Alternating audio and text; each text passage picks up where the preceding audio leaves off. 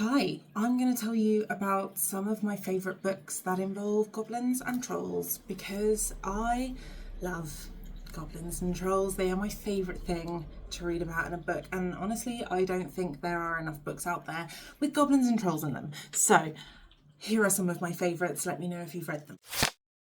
We're going to start off strong with the Edge Chronicles.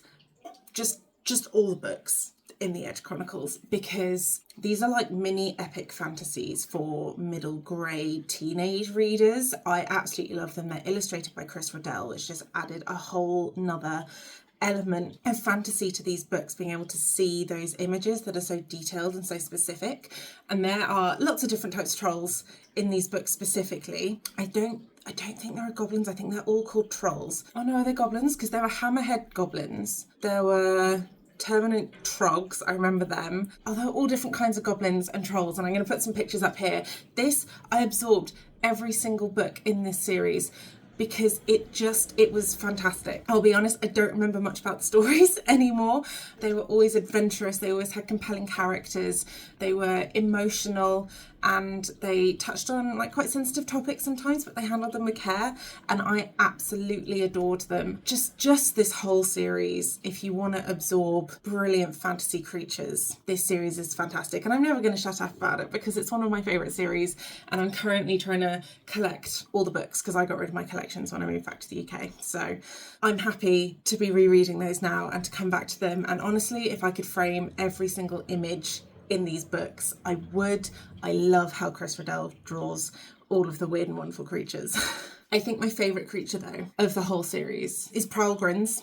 I was going to say the Gloamglazer, but it's the Prowlgrins. I am genuinely considering getting a Prowlgrin tattoo. I love them so much. They're little round dumb idiots and they can bounce so high. They're just fantastic. I love them. Solid series if you want middle grade troll action. Following on in that theme, the Spiderwick Chronicles is, of course, another series, middle grade series, that deals with trolls and things like that. Mostly like fairies and sprites, but the Hobgoblin, oh my god, what's his name? Thimbletack. He's a brownie. What am I on about? Thimbletack's a brownie. Thimbletack's lovely. I cannot remember the name of the Hobgoblin, but I can picture him. He looks like this. He is a constant character throughout the 5 books. And, of course, you have the giant troll who they eventually encounter, Mulgarath, who scared the shit out of me when I was younger. Again, the reason I love these so much is because of the fantastic illustrations. They're done by Tony Dittalizzi, and I love them so much. I love them. These 2 series were the main driving force behind my love of weird and wonderful fantasy creatures. I just adore them. I absolutely adore them. We'll stick with childhood favourites because I wouldn't love Trolls and Goblins this much today if I hadn't had so much influence on me when I was younger. The Hobbit. I always used to prefer the trolls. What is it? Tom and Bill? No, Bill's a pony. Was there a Bill the troll? The 3 trolls who eventually get turned to stone. Spoiler alert, it's been out for a while. I loved them because I loved the way that they were different from the trolls in the Edge Chronicles, showing me that variety. And the goblins always scared the shit out of me. And I was really disappointed in the films of The Hobbit because I used to listen to the audiobook of The Hobbit over and over and over again. God knows why it took me 29 years to work out I was autistic. But I just used to listen to it on repeat, where I had the the tapes that I just used to stick in my tape player and just listen to over and over and over again. And I would fast forward through the goblin scenes because I don't know what they did on that audiobook, but it sounded, they had the clashing and the banging and the like raucous cheering, and as soon as the party lay down in that cave and I knew what was coming, I was like, no, we're just gonna fast forward straight through. I don't have the spoons for that. Scared the shit out of me. And then the film made them funny, and that made me really sad because the goblins are supposed to be scary, and they weren't scary in the film. They were just a bit odd and weird and chaotic and like, okay, maybe a little bit scary, but they were funny. They were trying to be funny about it in the film, and I don't think those goblins should have been funny. Some goblins, yes, absolutely designed to be hilarious. We're going to get to some of those.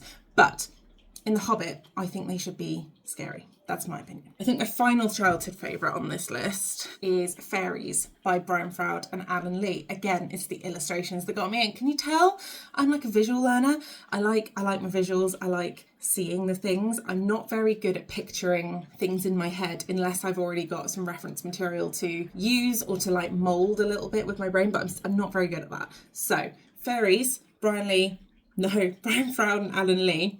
Brian Froud is the same guy that did some of the drawings for the Dark Crystal and Labyrinth. These are the sort of trolls that he draws. And then the wonderful Alan Lee was one of the artists that worked on the Lord of the Rings film, so we know he's a talented artist.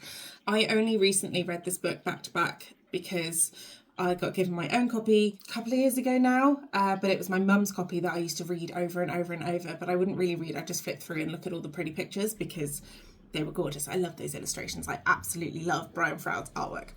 But all the trolls in there, again, completely different idea about how trolls were and what they looked like and the different shapes and styles and like the way they adapted to their habitat and were part of the forest and the woodland and how they interacted with other creatures. Mind-blowing to young me, and it was just so formative for my love of fantasy and my love of like all things weird and wonderful and fantastical. So this book, hugely recommend. It's non-fiction to a point. Is it non-fiction? There are some myths and legends in there, and then there's some stuff which I think they just made up. So it's more of an art book, I think. It's a big book that I love and I have safely in this thing, which has doors, so the cat can't get to it. So moving away from my childhood favourites, we're going to hop on a T. Kingfisher because I love me a T. Kingfisher, and she's written a novella called 9 Goblins. And when I tell you, it hit every spot I didn't realise I needed a book to hit. It's just, I loved it. I loved it so much.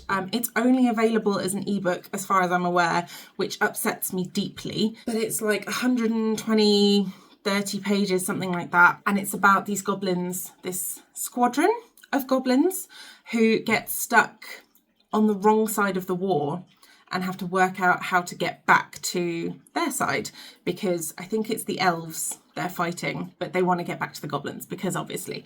But they run into this elf hermit person in the woods who looks after injured creatures and things like that. So you've got a bit of a like Snow White element to the story. Every single goblin in this squadron is dumb as a box of rocks, and I love them because they're so stupid. They've got stupid names. They are so entertaining and so funny, and they're more like the kind of bumbling, idiotic Egypts, basically. And it's such a short read, it's such an entertaining read, and I could not recommend this enough. I know T. Kingfisher has like blown up a little bit, at least in my circles of like the bookish corners of the internet, but I haven't really heard 9 Goblins talked about.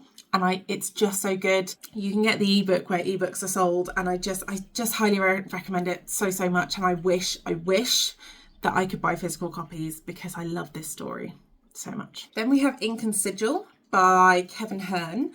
This is primarily about a sigillist with a name that I've currently forgotten, but old Scottish man with fancy moustache. Is a sigillist, so he has the special inks and the pens and the know-how to draw these magic sigils that are used on binding contracts and things like that. So he sells his services to whoever needs them. But the premise of the book is that his apprentices keep dying, and number 7 dies, and they find at the crime scene a cage with a pink hobgoblin in it, and I love him because he's just so buck wild, really. He's chaotic and he's funny, and he's just like the absolute perfect wild card character that you get in a book. He names himself Buckfoy. That is a Spoonerism. And he's like brash and he's vulgar, and he gets Al into trouble, the sigillist, and he's just a constant companion. This is the start of a trilogy, so there are like more books coming. I think the 3rd book comes out in a couple of months, quite soon. But one of my favourite bits that we find out about him is that when he eats salsa, he gets high. And they find this out the hard way. And there's just shenanigans, there's shits and giggles, and he's just a buckwild character. I love him so much. I just love all goblins in books. I have yet to meet a goblin or a troll that I don't like. And I will take that as a challenge if it means that people recommend me more books about goblins and trolls. So yes, Ink and Sigil, highly recommend the series as a whole, if not just for Buckfoy, who is delightful and I love him. So leaning more into the troll side of things, I can't not mention Feet of Clay by Terry Pratchett. This is more about golems than it is trolls, But I'm going to, because they're so similar and they have the same vibes, I'm putting it in this video. So Feet of Clay by Terry Pratchett is one of my favourite Pratchett novels that I've read so far. I think I've read maybe half the books he's published. But it is both incredible fantasy, murder mystery, and like philosophical, hard-hitting existential questions about like, are golems people? If they're just lumps of clay with bits of magic paper in their brains? What happens if one of them starts doing what they're not supposed to do? How do we classify that? What does that mean for the whole of the golem race? And obviously it's Terry Pratchett, so you have your like manically chaotic cast of characters that all have fantastic backstories and unique character traits that makes them so easy to love.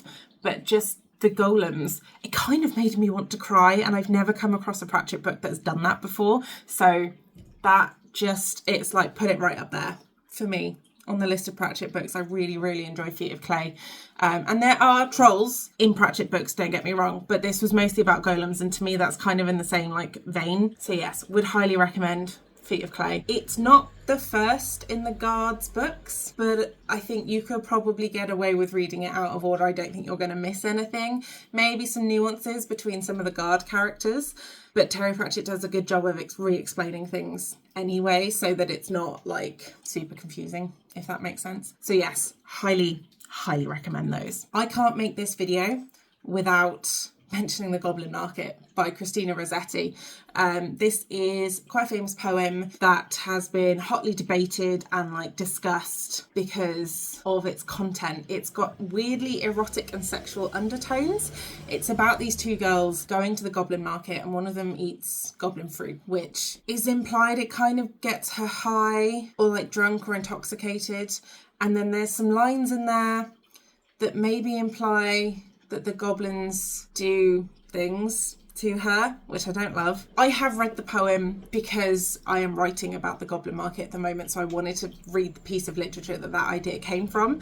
It's not where I want to be with the Goblin Market personally, but I think it is an interesting thing to read, given that the idea of the Goblin Market is a bit of a trope within certain fantasy books. So I think if you want to read, it's just one poem, it's not that long, I would recommend reading it, but I will say you might not enjoy that experience. It's a bit of an icky poem. And also I don't personally get along with poetry, but I do feel like it needs to be on this list if I'm talking about goblins and trolls. So yes, that is my list. I've just realised I filmed that whole thing with the window open, so I apologise if like the sound is shit and you can't hear me at times. But yes, let me know if you've got any more recommendations for goblins and troll books, because I will devour those. Have you read any of these? Did you enjoy any of these? Will you now go away and read any of these? Please, please, please let me know. And then hit like and subscribe if you fancy it. I'm sure you know what those things do by now if you're on YouTube, but it does really help me out. And I will see you soon with more videos about books. Bye.